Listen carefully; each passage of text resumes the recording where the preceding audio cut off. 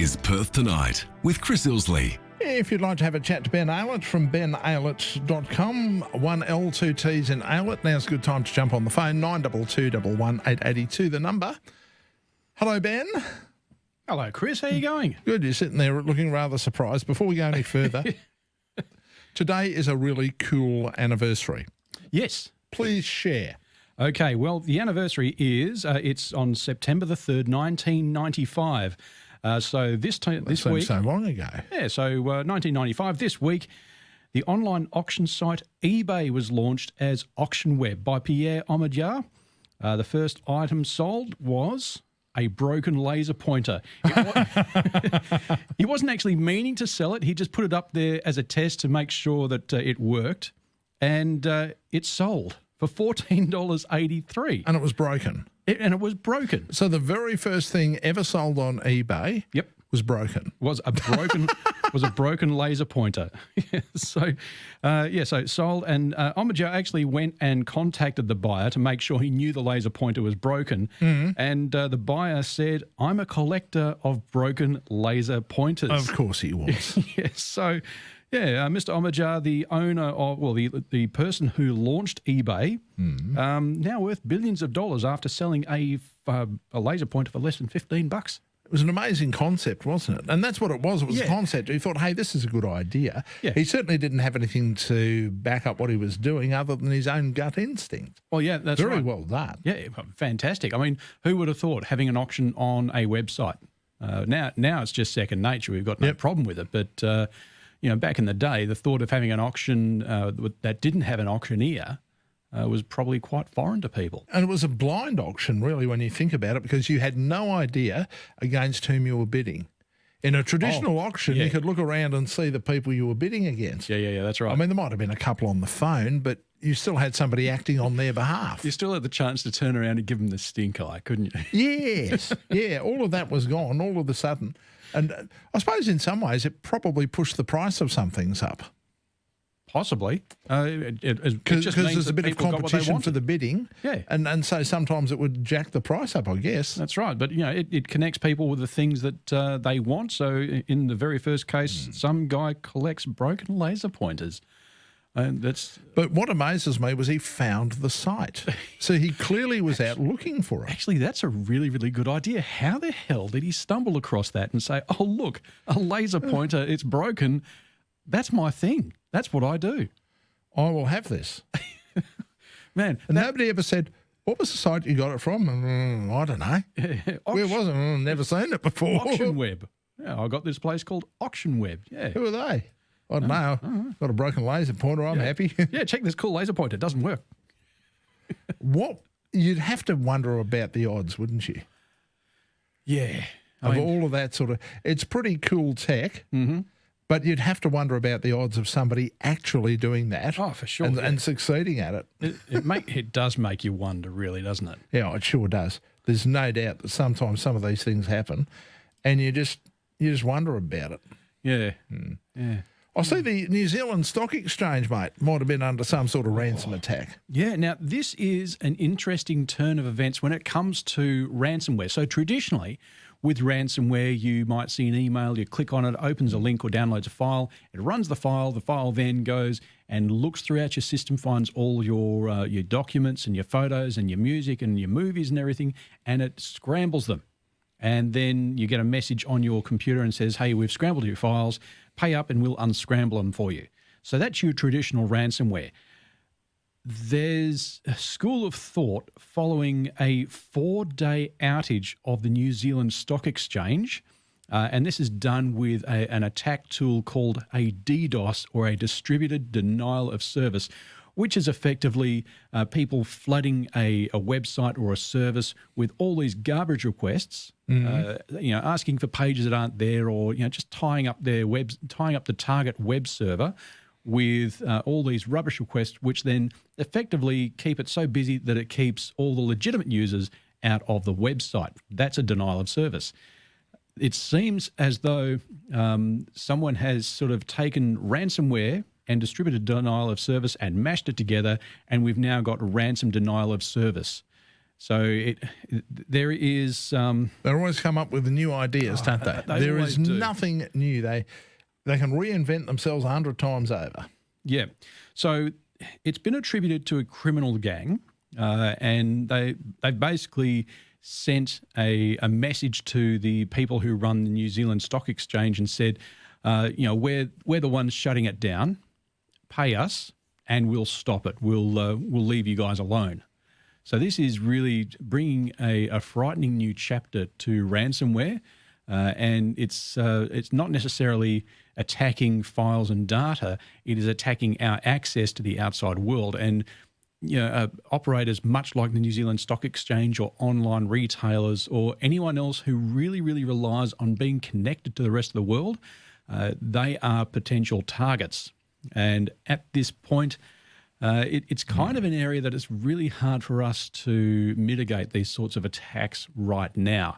There are techniques out there, but they're not as well known as the usual things like backing up your data, not opening dodgy emails, and having a good antivirus system running, or just some sort of. I mean, sometimes these things happen, and people might think there's just something odd about their computer. Yeah. They don't necessarily know what it is or put it down to one thing. Yes, and that's where the problem comes in. That's right. Because you could have a problem and you don't even know about it, mate. There is a new service, sounds a bit macabre, but I still think it's a good service. Yes. That helps with closing multiple accounts of a deceased person with a single notification. One would imagine that you'd have to verify that you're the person authorised to give that information, but assuming that happens, it's a case of one action will deal with all. Because, mate, there must be a whole raft of things out there that still exist in the name of a deceased person that nobody either A, knew about, or B, knew how to close down. Well, yeah, exactly. So, when someone passes away, there's all these loose ends that need to be tied up. So things like bank accounts, power bills, water bills, telephone services as well. And it's really hard. So already members of the family are stressed. They're not feeling, they're not in the best frame of mind. And then they've got this huge workload to try and sort of wrap things up. So, that they can protect the estate, or they can then, just, I suppose, move on, really. And there's this really, really cool service that's been launched, and it's available in Australia. It is, the website is deathnotification.gov.au. It's all one word, deathnotification.gov.au. That's right. And once you verify that you're the person who's authorised to do this, you then send one notification to this service, and it will go and close down or wind up accounts. So things like ANZ, Bank of Melbourne, South Australia Bank, Commonwealth Bank, NAB, St George, Westpac, Optus, Telstra, Vodafone, Sydney Water, and I'm sure we'll be seeing more and more coming on, because this is supported by all states and territories of Australia. Well, it needs to come on, because sometimes closing stuff down after people has died has been a nightmare. Oh, yeah. And it's really I had one person on this program contact me, and it was a trivial thing. It was with the Department of Transport. Yep. But her late father had a trailer. Yep. Just your common or garden variety 6x4 boxy. Right, okay. Yeah. And she and her husband now had the trailer. Right. And they wanted to transfer the licence of the trailer in her name. Right? Fair enough. She was the executor of his will. Mm-hmm. Do you think she could get the job done? She tried. She tried. She tried. She tried again and again. Still no luck. And do you know what she ended up telling me? What? That all she managed to do was get the name that was on there changed to estate. Right? So if Joe Bloggs had died, it was the estate. She was getting a licence papers, estate, Joe Bloggs. So you know what she's done? Just paid the licence. Oh. Because she couldn't, for love nor money, she could not get these people to understand that, unfortunately, Joe Bloggs was now the late Joe Bloggs. That makes no sense. It's not like it's something new. It's not like it's a sudden case. They deal with this stuff weekly, I would have thought. But there you go. And she got so frustrated and said, what can I do? This is the kind of thing that would be really handy. Yes. Well, thanks to the Australian Death Notification Service, it's hopefully going to help people deal with this chapter. Yep. A lot easier. Keep our fingers crossed. 922 11882. If you have some technical issues, Maybe you can't change something because your machine's not working right. Or you want to know about something, or you're looking at something, oh, well, it's supposed to be able to do this, but it can't. Yeah. When it can, you just got to work out how. Or even if you've got just a general wondering about some sort of technology concept you've heard about and you want to hear a bit more about it. You like doing that stuff, don't you? I love doing that stuff. I'll do my best to answer that question. Yep. You know, I've got a wasted youth to call on here, so yeah, feel free to use it, guys. I'll tell you something. The number of people who are going nuts over the fact that they can't play games on NBN because it keeps lagging is ringing in my ears. That's a very serious matter. Talking about the big kid coming out in you. Some other information that came out from overseas. Yes. That a US court has decided that the mass surveillance program that was exposed by Snowden was in fact illegal. Mind you, it does not alter the fact that what Snowden did was also illegal. Oh, look, there's a whole lot of grey area around it, but on Wednesday, the US Court of Appeals for the Ninth Circuit said warrantless telephone dragnet that secretly collected millions of Americans' telephone records violated the Foreign Intelligence Surveillance Act and may have well been unconstitutional. So what I'm talking about here is the program that the NSA set up, where it was codenamed PRISM, which was very apt, because what they did was they took over these small rooms inside large telecommunications businesses, and some that you don't even hear about in retail circles. These are like wholesale, and they commandeer a room. They have the cable for the entire service coming into that room, and then that cable going out of that room. And in the middle, they've effectively split the fibre optic cable, and they've just started hoovering up all this information. So it is called PRISM because they're splitting the light. And but it was just basically hoovering up all this information without warrant. So, yeah. Were your score parents one for the English? little guys. My parents? No. Yeah. No. I'm a descendant of a convict, if that counts, but no, not I was really. just wondering, you were My using a first term that I've... The last time that was the last person I heard use that term was my mother. Oh, really? Yeah. Good day, Mark. G'day, guys. How we doing? Good, mate. Very well, Mark. What's up? Listen, I regularly stalk you guys about advice on upgrading mobiles, and I was talking about a Samsung Note 20. However, I've done a bit of reading, and I've come up with some cracking reviews for the Samsung Fold 2. Oh, yeah. And I'd just like a bit of feedback on that. They don't even refer to it so much as a mobile phone, as a mini tablet. Yeah. The display is supposed to be sensational. So I'm just after a bit of advice/information. Oh, boy. Look, if you've got the money to burn and you want to have one of those sort of gadgets that really just blows you away and also all the people around you, the Samsung Galaxy Z Fold 2 is probably one of the better folding phones you can go for. It's still got that really nice flexible screen. It looks like they've made some good progress as far as making sure you can fold it and unfold it many, many times without it breaking. And it's not for everyone, but it could very well be for you. But this is brand new technology. This is pretty groundbreaking stuff. And if you're a first adopter, you're probably used to getting stung with just the unforeseen happening. So, look, if you want to go for it, go for it. And personally, I would love to see that in the wild. It sounds really, really cool. Any idea of a price point? The price point? Look, it's not something you can pick up on a $99 plan. I'll give you the tip. It is going to be expensive.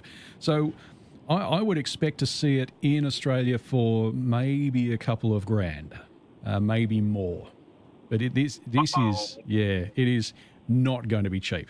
I can guarantee you that. It is probably going to be the most expensive phone you can lay your hands on at the time of release. Indeed. Thank you very much for that, Mark. Mind you, if you've got a couple of grand and you think it's a really cool phone... Oh, man, yeah, go for it. Go for it. Monitor your personal information in today's connected world. Norton 360 Premium now includes a new feature, dark web monitoring at no extra cost. Stay more private with Norton 360 Premium. Go to au.norton.com.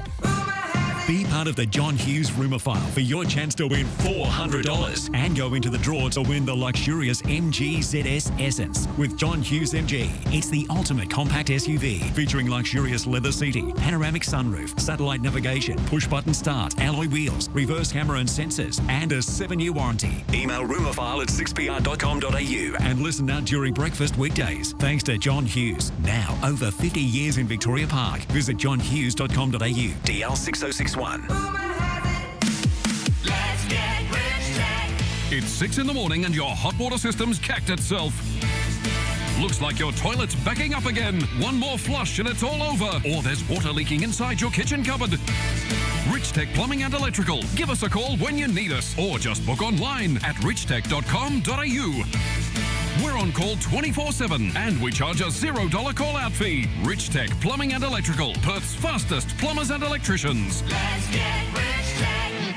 Diane is leaving a gift in her will to the Salvation Army. She was once helped by the Salvos at a crucial time in her life, and this changed her life forever. It's my chance to support the Salvos so they can continue their great work.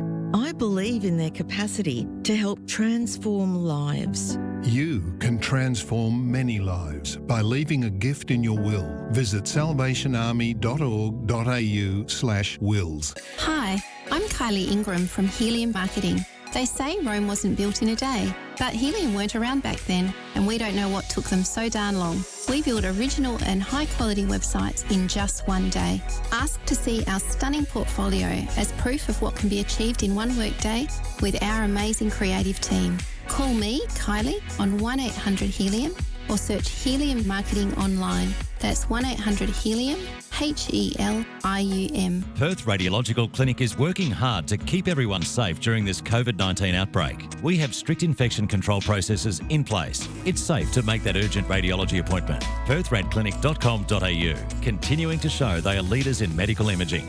In 2016, Bunjima traditional owners Paula White and her family established White Springs Demolition and Asbestos Services with a vision to create opportunities for Aboriginal and local communities. So they trained and developed teams of removal specialists to deliver unprecedented service and workmanship to their clients. 4 years later, White Springs Demolition and Asbestos Services have provided jobs, training and support for Indigenous people across WA. Whitesprings.com.au, the Indigenous engagement specialist and service provider for your government tenders, KPIs and reconciliation action plans.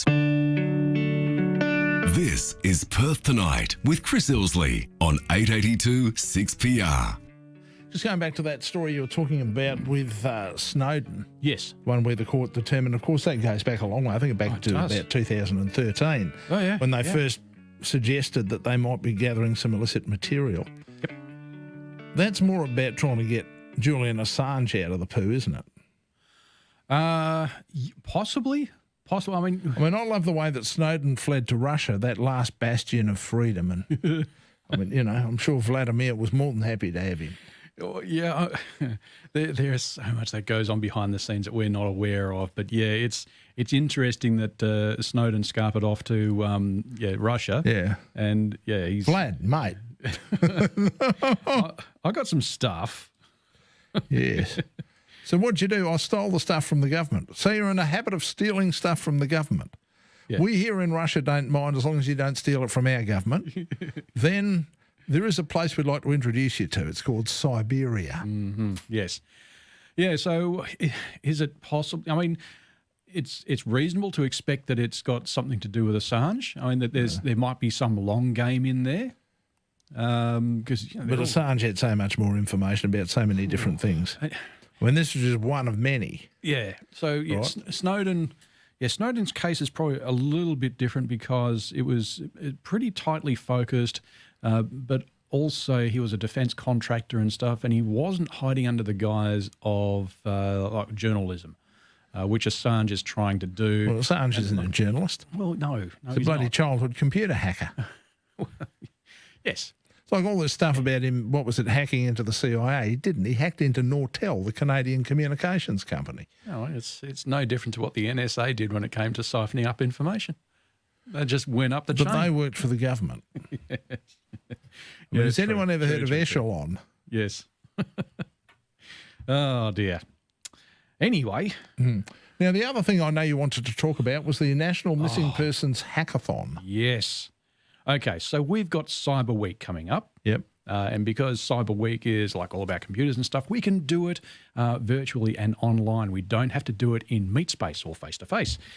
We've got the National Missing Persons Hackathon, which I took part in last year. Yep. The 2019 event was awesome, and it doesn't really need a heap of technical knowledge in order to get involved. And because also this year it's online. And because it's online, it means that there's no like limitations that we had last year when it came to the number of people who could attend an event. So this That's right, just the physical size of the venue limited the number of people. Yes, that's right. Yeah. So this is going to be huge, absolutely huge. If anyone is at all interested in learning some new skills and trying something out and trying to actually help solve some real missing persons cases, this is not some sort of made-up garbage. This is for real. So you are working with the federal and state police and a whole bunch of other authorities. They hand you, they give you information of what they have so far, and then they say, have at it. Now, you don't have to go in blind. You can actually work with other people. And also, this year, there is going to be some training offered by the people at OSINT Combine. Now, OSINT stands for Open Source Intelligence. Yes. And OSINT Combine is the people that provide OSINT training. So, okay. Yeah, so you enroll, and it's you've got 7 weeks, 1 day, 9 hours and 5 minutes to go and register at missingpersonshackathon.com.au, and you will get free OSINT training. Now, it's not only good for this event, OSINT is actually a bit of a booming industry around cybersecurity and open source intelligence and that sort of thing. And it really lends itself very well to people with some life experience, not so much technical knowledge, but actual life experience on knowing how people work and how they tick. Yeah, because as much as anything, this is also about understanding a person, their state of mind, and how they might tick given the circumstances. Exactly. So if there's anyone out there looking to reskill, upskill, or just learn a new skill, absolutely give the Missing Persons Hackathon a go. And that is, again, at missingpersonshackathon.com.au. Registrations are open. And it's supported by a whole bunch of businesses around the place, and it's also sort of the brainchild of the people at Ost Cyber. Yep. So don't forget that website. It's all one word, missingpersonshackathon.com.au, and it's got all the information, tells you how it works, how you can get involved, and also about the event last year, so you get some sort of a background to it. Yeah. Ben, time has eluded us. As always, thank you very much for your time. Always fun. Nice to see you in your bright Hawaiian shirt. You always good to be brighten here. up the night no matter what's happening. Don't forget, if you want to get in contact with Ben, his website is benaylett.com. 1 L, 2 T's in Aylett. And that's where you'll find all of his contact information. In fact, anything you want to know, except his PIN number, can be found there.